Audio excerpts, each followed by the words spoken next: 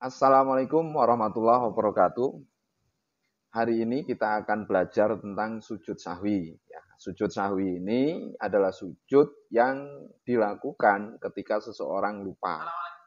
Lupa atau ada rukunnya sholat yang tertinggal. Oke, dalam hal ini pelaksanaan sujud sahwi itu sendiri mudah ya, seperti sebagaimana sujud-sujud biasa. 2 kali sujud, 1 kali duduk di antara 2 sujud. Ya, sujud, kemudian bangun, duduk di antara 2 sujud, sujud lagi, kemudian bangun lagi. Pelaksanaannya di mana? Pelaksanaannya dilaksanakan sebelum salam di tasyahud akhir. Fil alamina innaka hamidum majid. Kemudian ambil posisi sujud. Allahu Akbar sujud. Subhana ma la yanamu wa la yashu. Ya, bangun, duduk di antara 2 sujud. Doanya bisa baca doa duduk di antara 2 sujud. Rabbi firli warhamni dan seterusnya. Kemudian sujud lagi 1 kali ya. Allahu Akbar subhana ma la yanamu wa la yashu. Kemudian bangun Allahu Akbar baru Assalamualaikum warahmatullahi Assalamualaikum warahmatullahi. Itu pelaksanaannya ya. Tetapi dalam keadaan misal setelah salam baru kita teringat ada sunnah abad yang tertinggal, maka selesai salam langsung sujud sahwi. Kalau ada rokaat yang tertinggal, maka setelah salam ganti rokaatnya, ditambah, bangun, berdiri lagi, sempurnakan rokaatnya yang tertinggal. Yang terakhir ya kemudian baru sebelum salam kerjakan sujud sahwi. Oke, mudah sekali dipahami ya teman-teman sekalian. Ada beberapa hal yang menyebabkan terjadinya sujud sahwi ini. Yang pertama ya, yakni meninggalkan sunnah abadnya sholat ya, meninggalkan sunnah abadnya sholat itu yang pertama sebab yang menyebabkan sujud sahwi. Apa itu sunnah abad dalam sholat? Sunnah abad dalam sholat itu ada tasawuf awal ya. Jadi kalau lupa dalam sholat nggak mengerjakan tasawuf awal, maka wajib sujud sahwi. Yang nomor 2 sunnah abad dalam sholat membaca sholawat dalam tasawuf awal dan tasawuf akhir ya.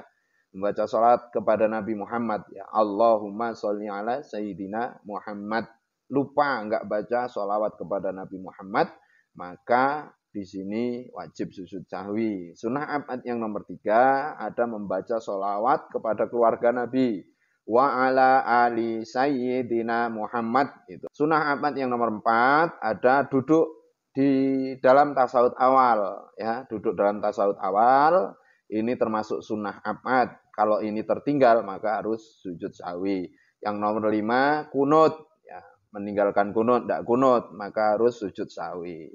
Sebab sujud sahwi yang nomor 2 yakni lupa melakukan sesuatu yang membatalkan sholat. Lupa melakukan sesuatu yang membatalkan sholat. Maka contoh seseorang yang membaca iktidal terlalu panjang, melebihi panjangnya baca Fatihah, maka di sini ini harus sujud sahwi. Atau di dalam sujud ini lebih panjang sujudnya dari membaca Fatihah, ini harus sujud sahwi. Kenapa? Karena di dalam iktidal, di dalam sujud itu harusnya tidak dipanjangkan, hanya seukuran dengan membaca tasbih. Yang dimaksud di dalam iktidal tumakninah, sujud tumakninah itu berdiam diri sejenak seukuran membaca tasbih. Nah, tasbih itu apa? Kalimat subhanallah ya. Yang menyebabkan sujud sahwi yang nomor 3 memindahkan rukun qauli ya. Jadi dalam sholat ini ada rukun qauli itu ucapan, ada rukun fi'li itu gerakan ya atau perbuatan ya. Jadi di antara rukun qauli ini tertukar, maka wajib mengerjakan sujud sahwi. Contoh ketika membaca Fatihah di dalam tasawuf akhir.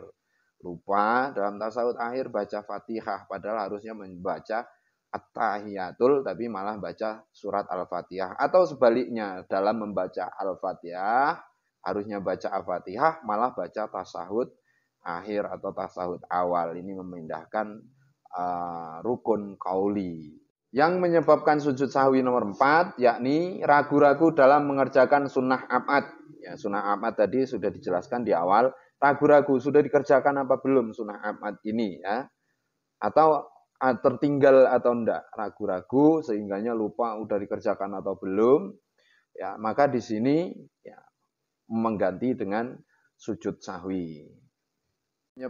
Yang menyebabkan sujud sahwi yang kelima, yakni melakukan perbuatan yang tergolong sebagai tambahan, ya, melakukan perbuatan yang tergolong sebagai tambahan. Jika seseorang ragu-ragu dalam rokaat sholat, misalkan antara dapat 3 rokaat atau 4 rokaat, maka yakini, ya, maka caranya yakini dapatnya 3 rokaat. Adapun nanti sudah mengerjakan 4 rokaat, kemudian ditambah satu lagi menjadi sholatnya menjadi 5 rokaat, ini tidak jadi masalah, sholatnya tetap sah.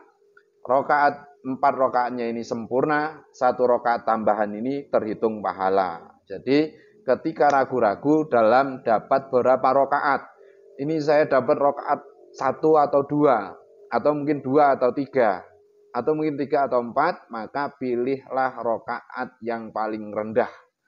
Kalau ragu-ragunya antara rokaat 2 atau 3, maka pilihnya rokaat kedua, ya. Kalau 3 atau 4, maka pilihnya rokaat ketiga. Adapun nanti kita sudah melaksanakan 4 rokaat secara sempurna, kita yakini baru dapat 3, 1 rokaatnya ini menjadi tambahan pahala dan tidak menjadikan sholatnya tidak sah, ya. Seperti itu. Kemudian dari hal-hal yang menyebabkan sujud sahwi itu, maka sujud sahwi, sujud sebelum salam, ya.